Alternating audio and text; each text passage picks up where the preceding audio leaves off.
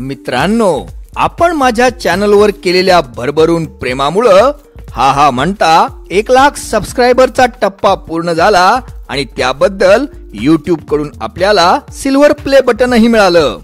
याबद्दल मी आपला सर्वांचा खूप आभारी आहे। आपलं माझ्या चॅनलवर असणारं प्रेम पुढेही असंच राहू द्या। जर कुणाचं माझं चॅनल सबस्क्राइब करायचं चुकून राहिलं असेल तर त्यांनी ते सबस्क्राइब करावं अशी नम्र विनंती। माझ्या व्हिडिओला लाईक, शेअर आणि कमेंट जरूर करा। तसंच मला सहाय्य करण्यासाठी आपण माझ्या चॅनलची मेंबरशिप सुद्धा जॉईन करा। आपल्या प्रेमाबद्दल खूप खूप धन्यवाद।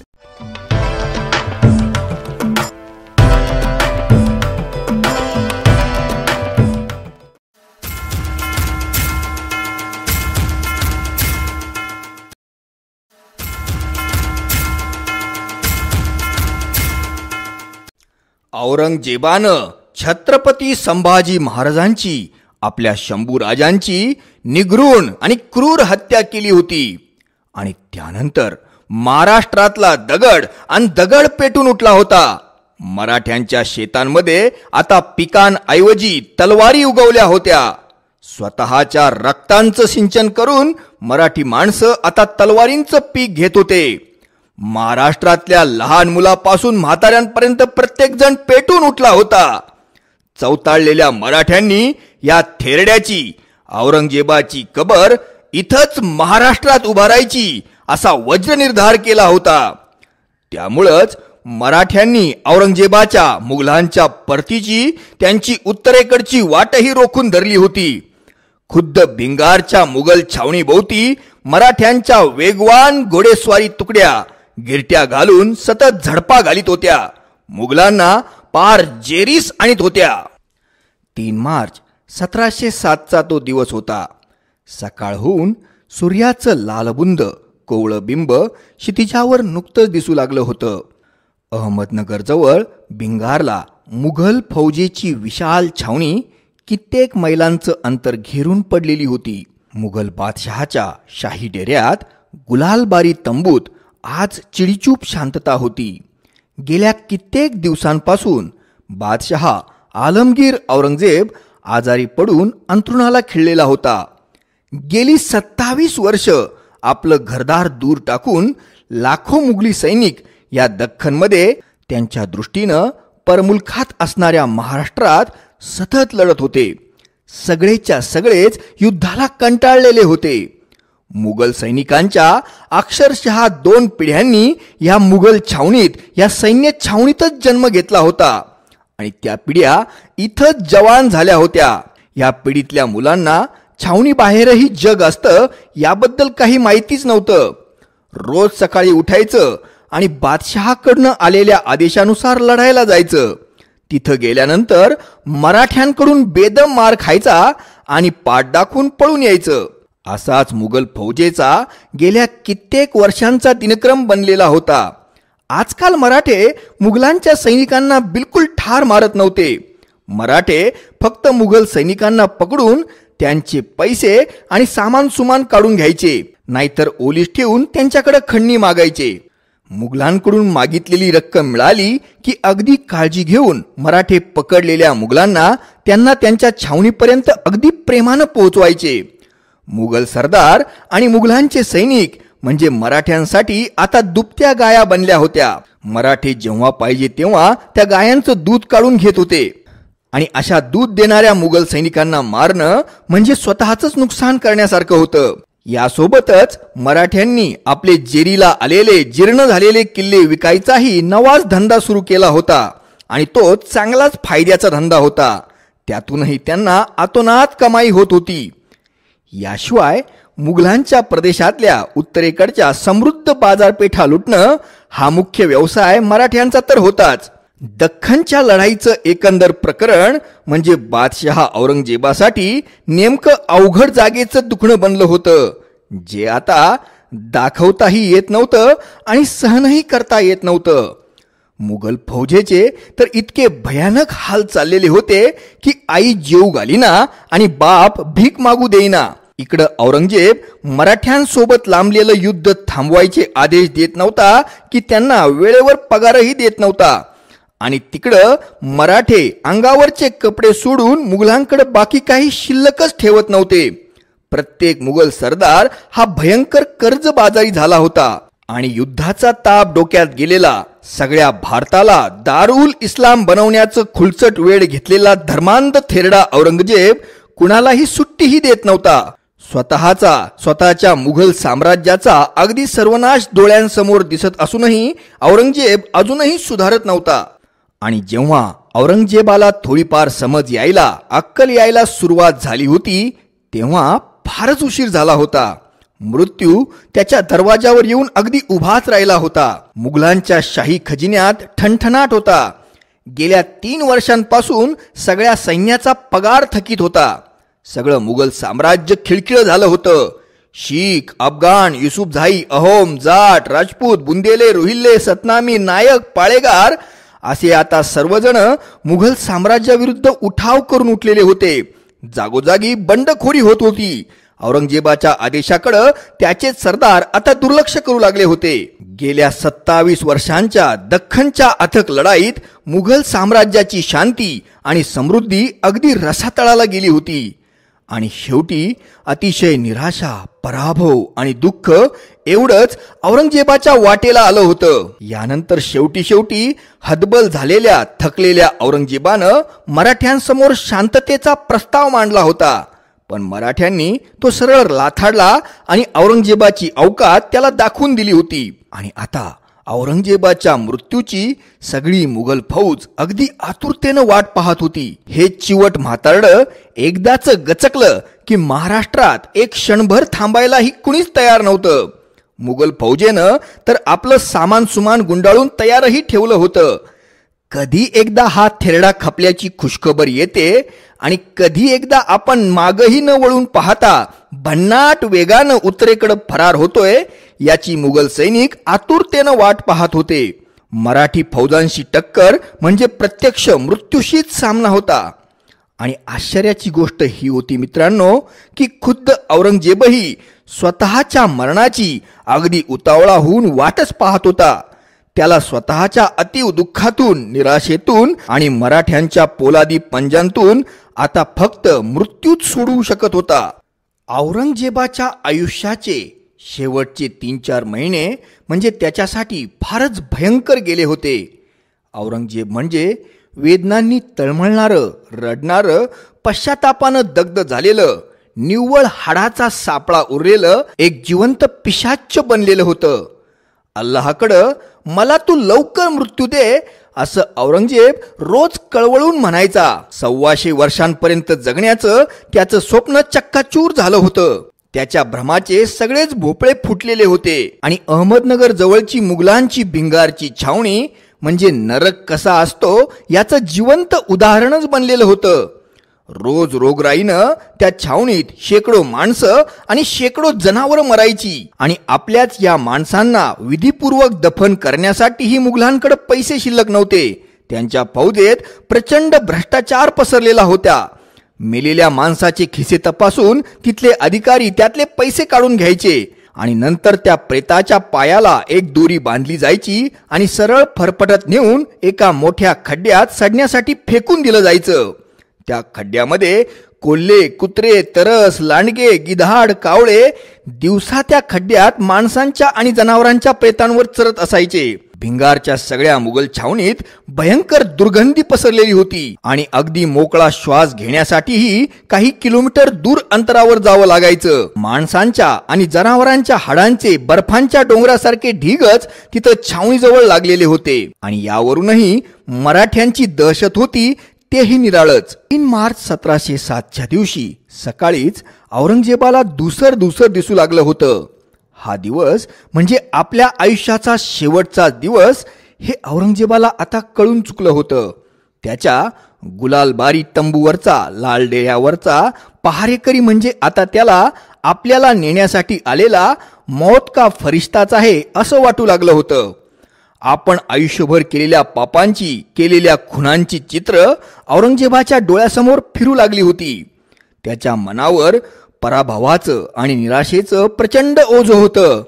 मग औरंगजेबानं आपला थरथरता हात उचलला आणि त्या पहारेकऱ्याला आपल्या जवळ बोलावलं. मुघलांचे बाकीचे सगळे वजीर, बक्षी आणि महत्वाचे अधिकारी आपले हात रुमालात बांधून बादशाह समोर दूरवर अदबीनं उभे होते. कातर आवाजात औरंगजेबानं त्या पहारेकऱ्याला सांगितलं, तुम हमें माफ किया जाता है ऐसा 3 बार कहकर हमें माफी दे दो. आपल्या बादशहाची, आलमगिराची ही जगावेगळी मागणी ऐकून तो बिचारा पहारेकरी गडबडला. त्याला काय करावं हे सुचतच नव्हतं. शून्य चेहरा करून तो तसाच औरंगजेबाकडे पाहत राहिला. हे म्हातारं आता चळलंय असंच त्याला वाटत होतं.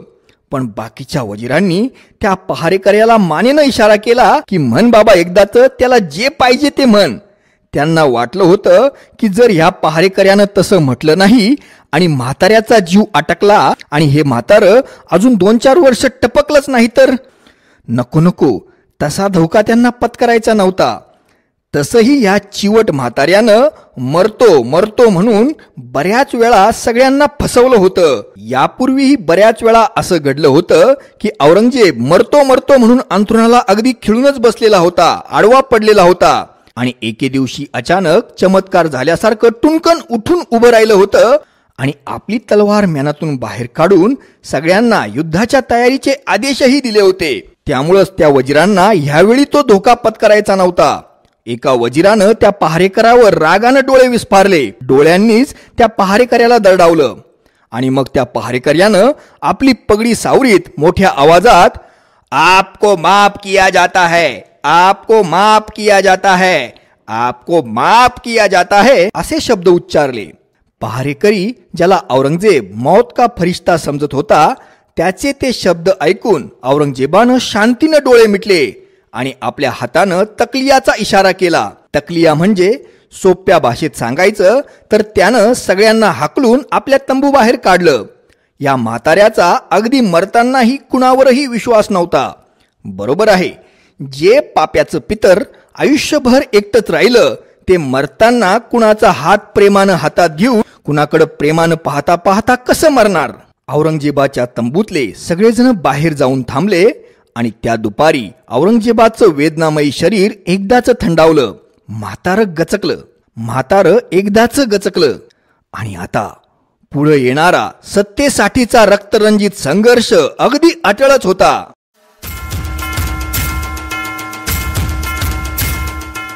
औरंगजेबाच्या मृत्यूनंतर त्याच्या जवळ असणाऱ्या शहजादा आझमशहानं त्याची उत्तरक्रिया होताच स्वतःला नवा बादशाह म्हणून घोषित केलं होतं. अहमदनगरची मुघली फौज घेऊन तो सिंहासनावर बसण्यासाठी वेगवान गतीनं आग्र्याकडे निघाला होता. आतापर्यंत अहमदनगरला ठेवलेले सगळे छत्रपतींच्या राजपरिवारातले कैदी त्यानं आपल्या सोबत घेतलेले होते.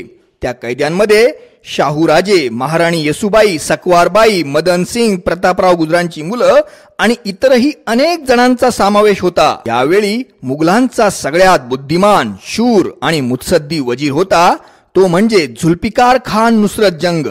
हा झुल्फिकार खान ज्यानं रायगडाचा पाडाव केला होता आणि महाराणी येसुबाई, युवराज शाहूंसोबत राजपरिवारातल्या अनेक जणांना स्वतःच्या ताब्यात घेतलेलं होतं.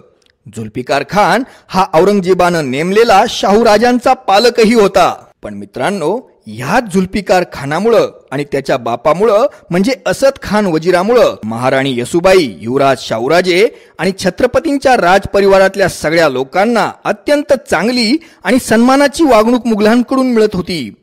औरंगजेबाच्या धार्मिक प्रकोपापासून शाहूराजांना वाचवण्याची महत्त्वपूर्ण कामगिरीही झुल्फिकार खानानंच पार पाडलेली होती. झुल्फिकार खान म्हणजे एक उदार हृदयी, दिलदार आणि दिल्या शब्दाला जागणारा विश्वासू शत्रू होता. या वेळेपर्यंत मराठे आता फारच वरचढ झाले होते. मुघलांच्या अंतर्गत सत्ता संघर्षाचा फायदा घेऊन मराठे कदाचित दिल्लीवरच कब्जा करतील की काय अशी भीती झुल्फिकार खानाला वाटत होती. मग त्यानं मराठ्यांना त्यांच्याच अंतर्गत संघर्षात गुंतवायचं ठरवलं. मग भोपाळपासून साधारणतः 30-32 किलोमीटर अंतर चालून पुढे आल्यानंतर दोराहा नावाच्या एका गावाच्या ठिकाणी त्यानं आझमशहाशी सल्लामसलत केली आणि मराठ्यांमध्ये अंतर्गत दुफळी तयार करण्याची योजना त्यानं आखली. जुल्फिकार खानानं आग्र्याकडे जाताना दक्षिणेची उत्तम व्यवस्था लावलेली होती. जुल्फिकार खानानं दख्खनच्या 6 सुब्यांचा प्रमुख सुभेदार म्हणून दाऊद खान पन्नी ह्या त्याच्या अत्यंत विश्वासू आणि कडव्या पठाण सरदाराची नेमणूक केली होती. तर दूर दक्षिणेत अर्कॉटला त्यानं सादत उल्ला खानाची सुभेदार पदावर नेमणूक केलेली होती. ह्या दोराहा या ठिकाणावरच त्यानं शाहूराजांची मुक्तता करण्याचा निर्णय घेतला. 18 मे 1707 रोजी शाहूराजांची मुक्तता करण्यात आली.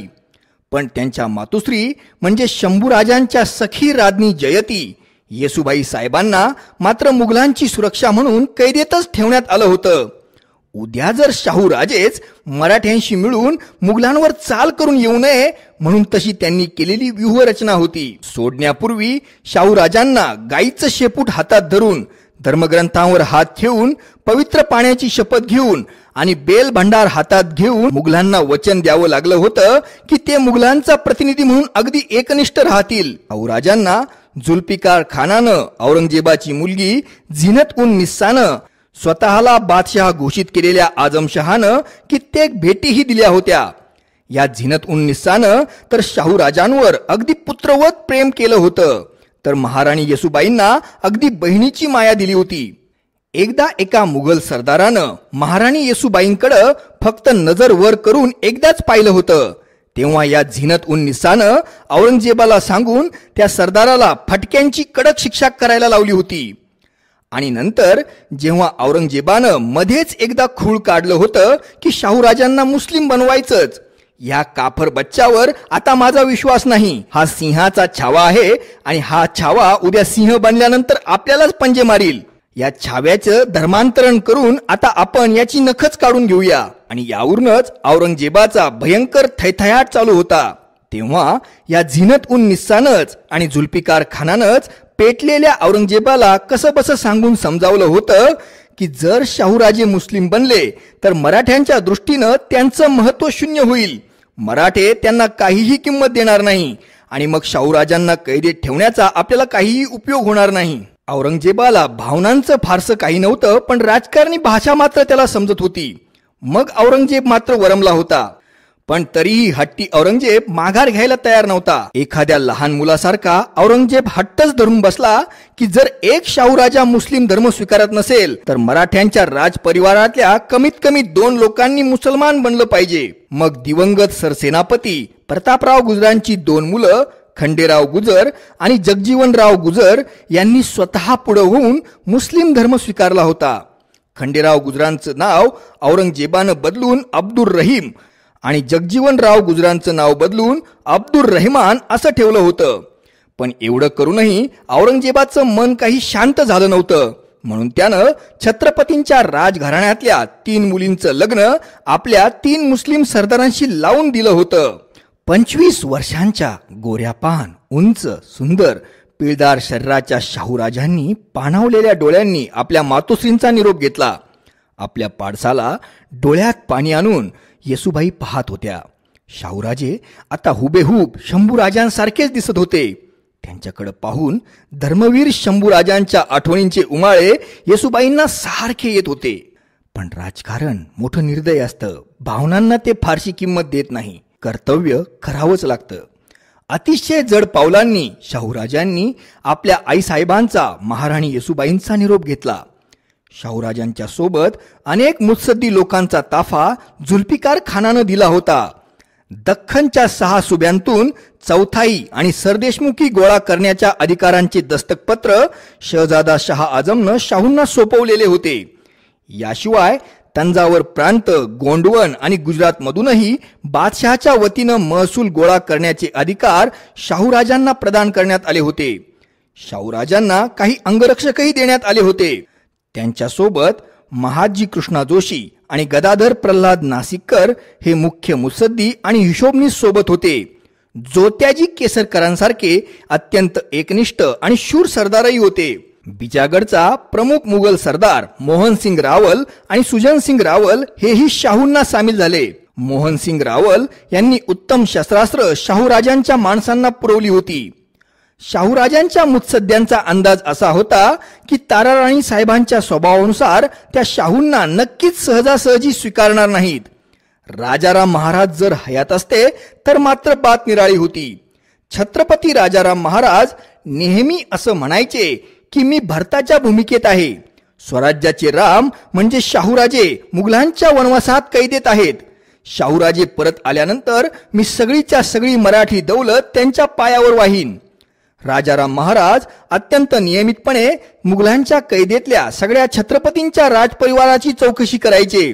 त्यांना खर्चासाठी आणि त्यांची उत्तम काळजी घेतली जावी म्हणून नियमितपणे पैसेही पाठवायचे. महाराणी येसूबाई साहेब आणि शाहूराजांच्या सुटकेसाठी राजाराम महाराजांनी वेळोवेळी अगदी प्रामाणिक प्रयत्नही केले होते, पण दुर्दैवानं त्यांना यश आलं नव्हतं.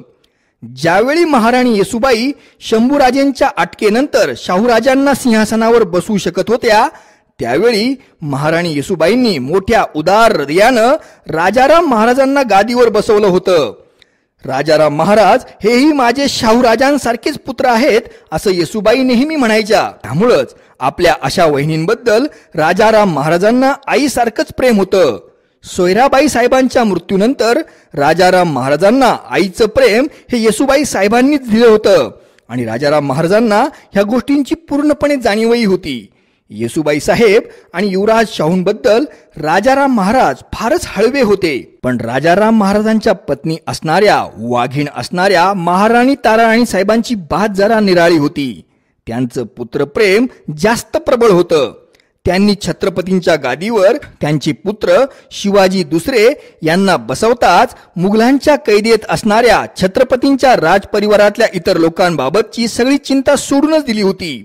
जे पैसे राजाराम महाराज येसूबाई साहेबांना पाठवायचे तेही ताराराणींनी बंद करून टाकले होते. 1705 साली महाराणी येसूबाईंना मुघलांकडून मिळणारा तनखाही थकला होता. त्यामुळेच महाराणी येसूबाईंना पैशांची भयंकर तंगी आली होती. तेव्हा महाराणी येसूबाईंनी मोठ्या नाईलाजानंच चिंचवडच्या मोरया गोसावी देवस्थान संस्थानाला पत्र लिहून पैशांची मदत करण्यासाठी विनंती केली होती. तसं पाहिलं तर महाराणी ताराराणी साहेबांकडे प्रचंड धन साठलं होतं, पण त्या मदत जाणीवपूर्वक पाठवत नव्हत्या.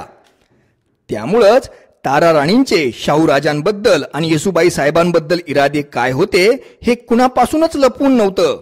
दक्षिणेकडे आपला काफिला घेऊन निघालेले शाहूराजे खानदेश मधल्या लामखणी ह्या गावात बरेच दिवस मुक्काम ठोकून बसलेले होते आणि तिथंच बसून ते दक्षिणेच्या एकंदर परिस्थितीचा अंदाज घेत होते. लामखणीवरूनच त्यांनी आपल्या काकू साहेबांना म्हणजे महाराणी ताराराणी साहेबांना पत्र लिहिलं होतं की आमची आता सुटका झाली आहे आणि आम्ही तुम्हाला लवकरच येऊन भेटू. त्यावेळी ताराराणी साहेब ह्या साताऱ्याला होत्या, पण त्यांनी शाहूराजांच्या पत्राला कुठलंही उत्तर पाठवलं नाही आणि आतून शाहूराजांविरुद्ध ताराराणींनी राजकारणी चाली रचायला सुरुवातही केली होती. आणि शाहूंचा गट आणि ताराराणींचा गट अशी मराठेशाहीत दुफळी माजणं मग अनिवार्य होतं. दोन्ही बाजूंनी मराठेशाहीमध्ये भयंकर शांतता होती, पण ती शांतता वादळापूर्वीची शांतता होती. खानदेशातले सरदार अमृतराव कदम बांडे सरकार, वऱ्हाड बेररचे सरदार परसोजी भोसले, नेमाजी शिंदे, बोकील, चिमणाजी दामोदर मोगे हे सरदार शाहूराजांच्या गटांना येऊन मिळाले होते. शाहूराजांचं प्रसन्न शांत साधं राहणीमान असणारं राजयोग्यासारखं धीर गंभीर व्यक्तिमत्व सगळ्यांवर भुरळ पाडीत होतं. शाहूराजांना पाहून साक्षात शंभूराजेच छत्रपती संभाजी महाराजच पृथ्वीवर पुन्हा अवतरलेत की काय असं प्रत्येकाला वाटायचं. प्रत्येक जण शाहूराजांच्या दिव्य स्वर्गीय सुंदर रूपासमोर झुकायचा, नतमस्तक व्हायचा, अगदी लवून त्यांना मुजरा करायचा. आणि शाहूराजांचं बोलणं इतकं मिठास आणि प्रेमळ होतं की त्यांच्या शब्दांमधून जणू मधच टपकतोय की काय असं वाटायचं. शंभूराजे छत्रपती संभाजी महाराज म्हणजे जळता उसळता लावा होता, तर शाहूराजे म्हणजे शीतलता देणारा पौर्णिमेचा पूर्णचंद्र होता. शाहूराजांचे काळेभोर डोळे कुणालाही मंत्रमुग्ध करून टाकायचे. दौलतीचा राजा हाच हे सगळ्यांना त्यांच्याकडे पाहूनच कळायचं. शाहूराजांकडे त्यावेळी मनुष्यबळ आणि पैसा दोन्हींचीही फार चणचण होती. आणि या उलट त्यांच्या काकू साहेबांची म्हणजे महाराणी ताराराणी साहेबांची परिस्थिती होती. ताराराणी साहेबांकडं प्रचंड मोठं मनुष्यबळ होतं आणि पैशांचा साठाही प्रचंड मोठा होता. तर शाहूराजांकडं संभाजी महाराजांच्या नावाचा वारसा आणि मुघलांच्या जुल्फिकार खानाचा पाठिंबा जर सोडला तर बाकी काहीच नव्हतं. सगळं आता शाहूराजांना स्वतःच मिळवावं लागणार होतं. शाहूराजांकडे एक गुण मात्र विलक्षण ताकदीचा होता, तो म्हणजे गुणग्राहकता. कुठल्याही माणसाचं महत्व आणि माणसाची योग्यता शाहूराजे पहिल्या नजरेतच ओळखायचे. माणसांना पारखण्यात आणि त्यांची योग्य जागी तत्परतेनं नेमणूक करण्यामध्ये शाहूराजांचा कुणीही हात धरू शकतच नव्हतं. आपल्या काकू साहेबांकडून म्हणजे महाराणी ताराराणी साहेबांकडून काहीच निरोप येत नाही याचा काय तो अर्थ ओळखून शाहू महाराजांच्या कंपून निर्णय घेतला की आता सरळ पुण्याकडं खेडकडं जायचं. पैशांची व्यवस्था करण्यासाठी आपण जात असलेल्या प्रदेशातून मुघलांच्या अधिकार दस्तकांचा वापर करून जाताना महसूल गोळा करत जायचं असं ठरलं गेलं. आणि मग शाहू महाराजांचा काफिला दरमजल करत महसूल गोळा करीत करीत दक्षिणेकडे सरकू लागला. काही ठिकाणी संघर्षही यातून उभा राहिला होता, पण बऱ्याच अंशी लोक शांततेनं महसूल जमा करत होते. रस्त्यातल्याच पारद या गावी सयाजी लोखंडे नावाचे एक अत्यंत तरुण पाटील होते.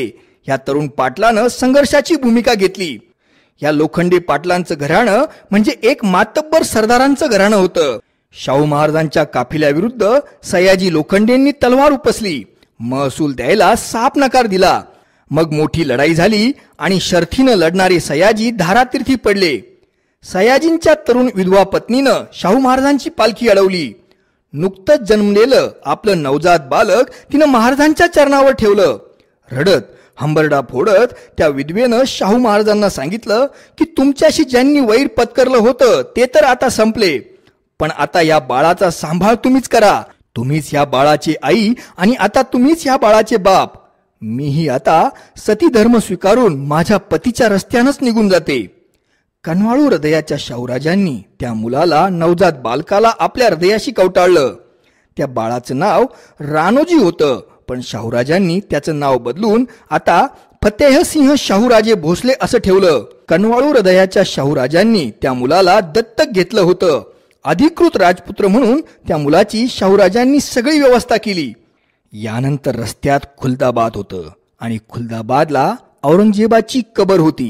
तिथं शाहूराजे पोहोचले. तिथं औरंगजेबाच्या कबरेवर ते फुलं वाहण्यासाठी गेले, औरंगजेबाला श्रद्धांजली वाहण्यासाठी गेले. वास्तविकतः औरंगजेबानं शाहूराजांच्या पित्याला म्हणजे छत्रपती संभाजी महाराजांना अगदी छळून छळून अमानुष क्रूर पद्धतीनं ठार केलं होतं. पण मित्रांनो, शाहूराजांनी औरंगजेबाबद्दल कधीही मनात द्वेष ठेवलेला नव्हता. औरंगजेबाची धर्मांध मानसिकता शाहूराजे पूर्णपणे ओळखत होते. औरंगजेबानं तर त्याच्या स्वतःच्या मुलांना, पुतण्यांना आणि अनेक लहान मुलांनाही कुठलीही दयामाया न दाखवता अत्यंत क्रूर पद्धतीने ठार मारलं होतं. काही शीख गुरूंच्या लहान मुलांनाही औरंगजेबानं अगदी जिवंतपणीच भिंतींमध्ये चिणून मारलं होतं. पण औरंगजेबाला शाहूराजांबद्दल काय वाटत होतं काय माहीत, पण त्यानं शाहूराजांना अतिशय प्रेमानं वागवलं होतं. तो एक औरंगजेबाचा धर्मांतराच्या हट्टाचा प्रसंग सोडला तर एकंदर औरंगजेबानं शाहूराजांना अतिशय आदरानंच वागवलं होतं. मित्रांनो, तसं शाहूराजांचं खरं नाव, पाळण्यातलं नाव हे शिवाजी दुसरे असं होतं. पण औरंगजेब त्यांना शिवाजी न म्हणता प्रेमानं साहू म्हणायचा. साहू या शब्दाचा अर्थ होतो सहृदयी. साहू ह्या शब्दाचा अपभ्रंश होऊन पुढे शाहू असं त्यांचं नाव प्रचलित झालं होतं. म्हणजे शाहूराजांचं शाहू हे नावही औरंगजेबानंच दिलं होतं आणि त्यांचं खरं नाव जे शिवाजी दुसरे हे होतं ते त्यांच्या काकूसाहेबांनी पळवून आपल्या मुलाला दिलं होतं. शाहूराजांच्या काकूसाहेबांनी शाहूराजांचं मूळ नाव शिवाजी दुसरे हेही पळवलं होतं. शाहूराजे कधी मुघलांच्या ताब्यातून सुटून जिवंत परत येतील असं ताराराणींना कधी स्वप्नातही वाटत नव्हतं. औरंगजेब शाहूराजांना नेहमी आपल्या जवळच ठेवायचा. त्याच्या गुलालबारी लाल डेरा शाही तंबूच्या जवळच मराठ्यांच्या राजकैद्यांचा तंबू ठेवलेला असायचा आणि बऱ्याच वेळा शाहूराजे हे झिनत उन निस्साकडेच असायचे. झिनत उन निस्सा अगदी पुत्रवत प्रेम शाहूराजांवर करायची. शाहूंच्या शिक्षणाची अगदी उत्तम व्यवस्था औरंगजेबानं केली होती. शाहूराजांना मुघलांच्या छावणीत घोड्यावरून फिरायची परवानगीही होती. मित्रांनो, कदाचित औरंगजेबाला संभाजी महाराजांच्या हत्येबद्दल पश्चातापाची आणि दुःखाचीही भावना होती. पण कुणावरही विश्वास न ठेवणारा औरंगजेब भलताच लहरीही होता. शाहूराजांना परक्याच्या कैदेत राहावं लागलं होतं. म्हणूनच महाराणी येसूबाईंनी शाहूराजांवर अत्यंत संयमानं राहण्याचे, आपला राग न दाखवण्याचे, राजकारणी आणि मुत्सद्दी वागण्याचे संस्कार जाणीवपूर्वक केले होते. शाहूराजांचं शांत व्यक्तिमत्व हे येसूबाई साहेबांनी जाणीवपूर्वक घडवलेलं होतं. शाहूराजे आपल्या आजोबांचा म्हणजे छत्रपती शिवाजी महाराजांचा मुत्सद्दीपणा आपल्या रक्ताच्या कणाकणात खेळवत होते. प्रचंड हजरजबाबी आणि बुद्धिमान असे शाहूराजे होते. एक दिवस लहरी औरंगजेबानं शाहूराजांवर अचानक रागवण्याचं नाटक केलं होतं. शाहूराजांवर मुद्दामच चिडल्याचं नाटक करून त्यांच्या मनाचा ठाव घेण्यासाठी औरंगजेबानं त्यांना विचारलं होतं, शाहूराजे, तुम्ही आमच्याशी एवढं चांगलं का वागता? तुम्हाला आमच्या लोकांचा राग का येत नाही? आमचा राग का येत नाही? तुमच्या चुलत्याबद्दल तुमचे काय विचार आहे? आम्ही तुम्हाला तुमच्या चुलत्याकडे पाठवू का? यावर प्रचंड बुद्धिमान शाहूराजांनी हजरजबाबीपणानं उत्तर दिलं होतं, नाही आलमपणा, तुम्हीच माझ्यासाठी सर्वस्व आहात. आता माझ्या चुलत्याशी माझा काहीही संबंध नाही. मला त्यांची फार भीती वाटते. तुम्ही मला त्यांच्याकडे बिलकुल पाठवू नका. राजाराम काका आम्हाला कैद करून ठेवतील. ते आमचं काही बरं वाईट करतील. आलमपणा, मी तुमच्याकडेच जास्त सुरक्षित आहे. मला त्यांच्याकडे जायचं नाही. मग औरंगजेबानं शाहूराजांच्या या उत्तरावर भयंकर खुश होऊन एक मोठा नजराणा शाहूराजांना दिला होता. शाहूराजांचं लग्न स्वतः औरंगजेबानंच लावून दिलं होतं. 2 मातब्बर मराठा सरदारांच्या मुलींसोबत त्यानं 1703 साली शाहूराजांचा विवाह लावून दिला होता. यावेळी औरंगजेबानं स्वतः नवविवाहित वधूवरांना मांडीवर घेऊन तोंडात साखर घातली होती आणि आशीर्वाद दिले होते. शाहूंना औरंगजेबानं राजा ही पदवी ह्याच वेळी दिली होती. याशिवाय 5 जिल्ह्यांची जहागिरीही 1703 साली औरंगजेबानं शाहूराजांच्या नावावर केली होती. याशिवाय लग्न प्रसंगी अफजल खानाची 1 तलवार, शिवाजी महाराजांच्या 2 तलवारी, स्वतःची 1 तलवार आणि यासोबत अनेक मौल्यवान नजराणीही त्यांना बहाल केले होते. शाहूराजांचं औरंगजेबाला फार कौतुक वाटायचं. शाहूराजांच्या लग्ना अगोदर घडलेला एक गमतीदार प्रसंग असा आहे. मुघलांमध्ये एक अशी प्रथा प्रचलित होती की लग्ना अगोदर घरात येणाऱ्या सुनेनं, होणाऱ्या सुनेनं घरातल्या मोठ्यांचा आशीर्वाद घेण्यासाठी बुरखानं घेता त्यांच्या समोर यायचं आणि मग त्या प्रथेनुसार शाहूराजांच्या होणाऱ्या पत्नींना औरंगजेबानं आपल्या आशीर्वादासाठी बोलावलं आणि महाराणी येसूबाई साहेबांसमोर मोठाच पेच प्रसंग पडला. कारण आपल्याकडे अशी प्रथा आहे की लग्नापूर्वी कुणालाही आपला चेहरा होणाऱ्या वधूनं दाखवायचा नाही. मग महाराणी येसूबाई साहेबांनी यावर एक तोडगा म्हणून विरुबाई नावाच्या एका गुलाम मुलीला स्वतःची सून म्हणून औरंगजेबाकडे पाठवलं होतं. औरंगजेबानं विरुबाईला खूप साऱ्या देणग्या देऊन मग पाठवलं आणि ह्या विरुबाईंची नंतर शाहूराजांसोबत फारच जवळीक झाली. नंतर शाहूराजांनी या विरुबाईंना स्वतःच्या पत्नीचाच दर्जा दिला होता आणि इतर सगळ्या स्त्रियांपेक्षा विरुबाई म्हणजे शाहूराजांच्या हृदयाच्या सर्वात जवळची स्त्री होती. खुलदाबादला आल्यावर शाहूराजांनी औरंगजेबाच्या कबरीचं दर्शन घेतलं आणि आता खुलदाबादला औरंगजेबाचं कबरीचं दर्शन घेऊन शाहूराजांना, मुघलांना हा संदेश द्यायचा होता की मी तुमच्याशी कधीही दगाबाजी करणार नाही. दिलेल्या सगळ्या वचनांचा आदर ठेवीन. तेव्हा तुम्ही मला आता मराठ्यांच्या तख्तावर बसण्यासाठी माझ्या काकू साहेबांच्या म्हणजे ताराराणी साहेबांच्या विरोधात सगळी मदत करा. मला सहकार्य करा. स्वराज्याच्या दौलतीचा खरा वारस मीच आहे. मला जर तुम्ही तख्तावर बसवलं तर त्यात मुघलांचंच जास्त हित आहे. म्हणजे मला तख्तावर बसवणं ही माझ्यापेक्षा मुघलांचीच खरी गरज जास्त आहे. मित्रांनो, गेल्या 2.5 वर्षांपासून आपण माझ्या चॅनलवर अगदी भरभरून प्रेम केलं. त्याबद्दल मी आपला हृदयापासून आभारी आहे. जर अजूनही कुणी माझ्या चॅनलला सबस्क्राईब केलं नसेल तर ते त्यांनी करावं अशी नम्र विनंती. यासोबतच आपल्याला प्रेमाचं आवाहन आहे की आपण मला मदत करण्यासाठी, सहाय्य करण्यासाठी माझ्या चॅनलची मेंबरशिप जॉईन करावी. माझ्या व्हिडिओला लाईक करा, कॉमेंट करा आणि शेअर सुद्धा करा. नोटिफिकेशन मिळवण्यासाठी बेल आयकॉन प्रेस करा. आपलं माझ्या चॅनलवर असणारं प्रेम असंच दिवसेंदिवस वृद्धिंगत होत राहो आणि माझ्याकडून नवनवीन, अतिशय माहितीपूर्ण, सुंदर अशा व्हिडिओंची निर्मिती होत राहावी अशीच ईश्वरचरणी प्रार्थना.